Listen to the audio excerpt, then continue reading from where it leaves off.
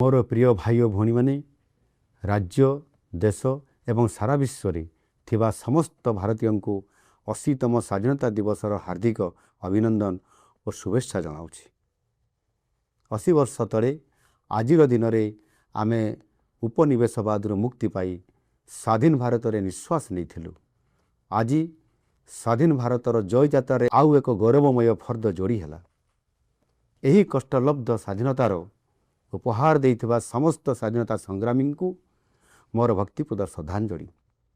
सेमानकर असीम त्याग और बलिदान पाई ये देश सदासर्वदा ऋणी रहिबो। गत 12 वर्ष है माननीय प्रधानमंत्री नरेंद्र मोदी जी नेतृत्व में सांस्कृतिक राष्ट्रवाद मंत्र रे दीक्षित होई राष्ट्र निर्माण एक नूतन अध्याय आरंभ होईछि। आसंतु मिलीमिशि गढ़िबा सुंदर सशक्त विकसित भारत तथा एक समृद्ध ओडिशा। आज यही शुभ दिन में वंदे मातरम गान करी सगर्वे घरे घरे तिरंगा उत्तोलन करंतु। जय हिंद, वंदे मातरम।